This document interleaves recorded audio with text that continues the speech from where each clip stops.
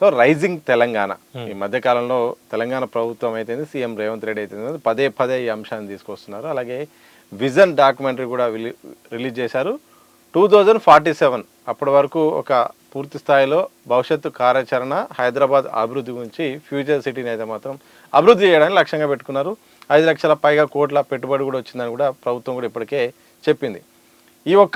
ఈ global summit ద్వారా అలాగే విజన్ 2047 అంతా ఒకసారి మీరు ఒక అనాలిసిస్ చేస్తే ఏం చెప్తారు? ఇగో ఒక్కొక్క ఇండస్ట్రీని బట్టి ప్రభుత్వాలు వెల్కమ్ చేసినప్పుడు ఆడ పురోగతి చెందుతుంది, అదంతా కరెక్ట్. ఎందుకంటే సాఫ్ట్వేర్ ఇండస్ట్రీ వచ్చేటప్పుడు అప్పుడున్న కాంగ్రెస్ ప్రభుత్వమే హైటెక్ సిటీ అవన్నీ శంకుస్థాపన చేసిండ్రు. ఇది జనార్దన్ రెడ్డి టైంలోనే. ఓకే.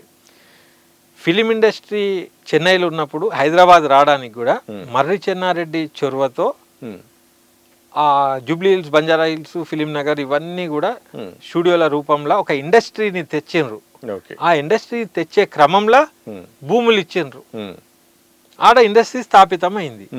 సాఫ్ట్వేర్ కూడా ఇంటర్నేషనల్ ఎంఎన్సీస్ రావాలని భూములు ఇచ్చిండ్రు, అవి ఎస్టాబ్లిష్ అయినాయి. ఇప్పుడు ఏ ఇండస్ట్రీ రావాలని ఇస్తున్నావు నువ్వు? ఇది ఫస్ట్ క్వశ్చన్. ఇండస్ట్రీస్, పరిశ్రమలు, అదే కంపెనీలు, ఐటీ కంపెనీలు, తద్వారా ఐటీ ఇచ్చేసారు. ఇంకేమి ఇస్తారు? వాళ్ళు చేసుకుంటారు, వాళ్ళే ఎదిగిపోయి ఉన్నారు, మంచిగా ఉన్నారు. ఓకే. ఇప్పుడు వాళ్ళు ఏమన్నారు, లోకల్ వాళ్ళకి ఎంప్లాయ్మెంట్ దొరుకుతుంది ఇక్కడ ఇండస్ట్రీస్ వస్తాయనే ఇస్తున్నారు కదా. ఎంతో మంది లోకల్ వాళ్ళు బయటి దేశాలలో ఎందుకు చిప్పలు కడుగుతున్నారు? బయట వాళ్ళు ఇడికి వస్తున్నారు. పూణే, ముంబై, బెంగళూరు, నార్త్ వాళ్ళు వీళ్ళు అందరు జమ అయినారు ఇక్కడ. తెలంగాణ భూమి పుత్రులే కనపడుతున్నారు ఆడ. అయితే వాళ్ళు ఇది తెచ్చినప్పుడు, సినిమా ఇండస్ట్రీ వచ్చినప్పుడు కూడా 80% ఇక్కడ వాళ్ళకి ఉపాధి కంపల్సరీ అని రాయించుకొని ఉండే. అప్పుడు తెలంగాణ భూమి పుత్రులు కళా సంపదకు అవకాశాలు దొరికేటి. అది రాయకుండా ఇచ్చిండ్రు.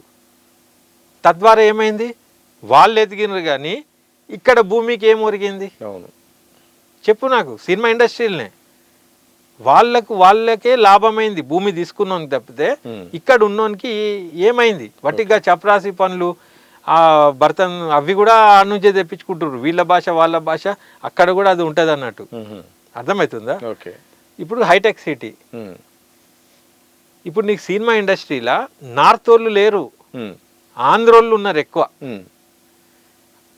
ఐటీ సెక్టార్లో ఏమైపోయింది, నార్త్ వాళ్ళు వచ్చారు, వీళ్ళు వచ్చారు, వాళ్ళు వచ్చారు. నార్త్ వాళ్ళు ఎక్కువ ఉన్నారు, దాంట్లో కూడా ఆంధ్ర వాళ్ళు ఉన్నారు. తెలంగాణ వాళ్ళు ఏడున్నారు, ఆడోడు ఉన్నాడు. ఇక్కడ ఉన్నోళ్ళు దిక్కులు లేక ఫారెన్ లో ఎంప్లాయ్మెంట్ చేసుకుంటున్నారు. అర్థమవుతుందా? అవకాశాలు లేక విదేశాలకు పోతున్నారు. మరి ఆ కండిషన్ లేనిదే ఎందుకు ఇచ్చారు మీరు? అర్థమవుతుందా? మళ్ళీ వాన్ దాంట్లోనే క్యాంటీన్ ఉంటుంది, వాడే అన్ని సమకూర్చి అన్ని ఇస్తాడు. ఇక నీకు బయటకి వ్యాపారం కూడా ఏముంటుంది?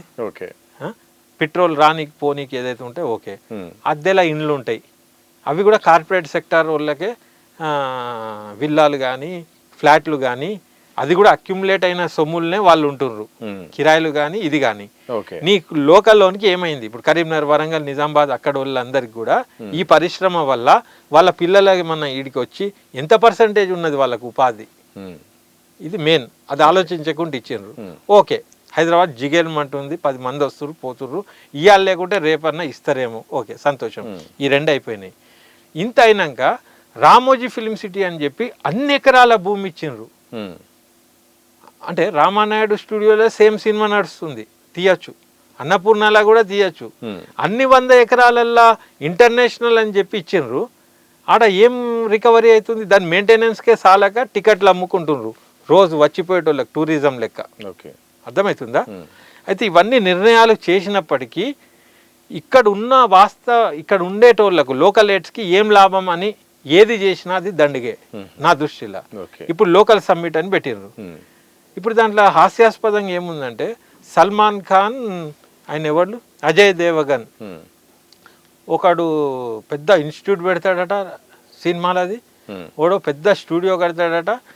దాంట్లో మళ్ళా ఇప్పుడు మాల్లో ఎట్లుంటది, బతుకు తెరువు కూడా దుకాన్లు అన్ని ఉంటాయట ఇక దాంట్లో. అర్థమవుతుందా? సినిమా అనేది కొంత ఉంటది, మిగతాదంతా రియల్ ఎస్టేట్ అన్నట్టే కదా.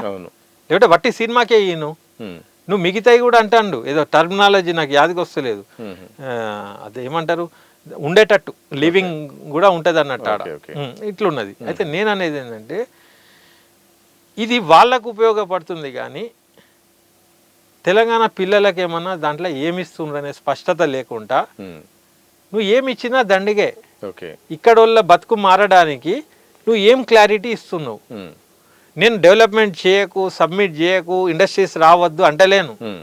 లోకల్ వాళ్ళకు ఏమొస్తుంది, ఉల్టా లోకల్ భూములు వాళ్ళకి వెళ్ళిపోతున్నాయి, వాళ్ళు ఎదుగుతుండ్రు, మనీ అంతా అక్యుములేట్ అవుతుంది, చూపియనీకి బంగ్లాలు జిగెల్మనే అద్దాలు చూపిస్తున్నావు, ఇది డెవలప్మెంట్ అంటున్నావు. మా ఇండ్లల్లా వాటి వల్ల ఏమన్నా ఫరక్ పడుతుందా?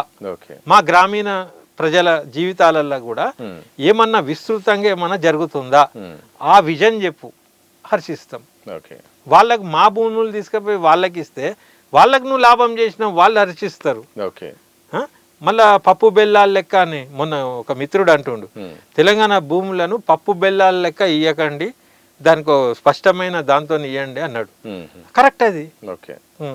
తర్వాత నాగార్జున కూడా గత కేసీఆర్ ప్రభుత్వంలో కూడా రాచకొండ ఫిలిం సిటీ అని విన్నారా మీరు? 2000 ఎకరాలల్లో అని 2-3 సార్లు వచ్చింది, చాలా సార్లు వినిపించింది, మళ్ళీ ఆగింది. ఎందుకో తెలుసా? అది ఇక్కడనే ఒక మీటింగ్ జరిగినప్పుడు మాలాంటి వాళ్ళని పిలిచినప్పుడు మేము గట్టిగా అడిగినాం, స్పష్టత ఇవ్వండి కళాకారులకు, కార్మికులకు, ఏంది దీంట్లో గడ్డిపికి నీళ్లు పోసే జాబా, లేదంటే మేము కూడా స్టూడియోలు పెట్టుకొని మేము కూడా ఎదగాలనా? ఇప్పుడు ఇచ్చే సమ్మిట్లో ఆయన ఏం చేయనుండే తెలుసా? తెలంగాణ నుంచి వచ్చే ఎంటర్‌ప్రెన్యూర్స్కి నేను జాగా ఇస్తా, రుణ సౌకర్యం ఇస్తా, మీ విజన్ డాక్యుమెంట్, మీ ప్లాన్ దేనిరని పబ్లిక్ని పిలవనుండే.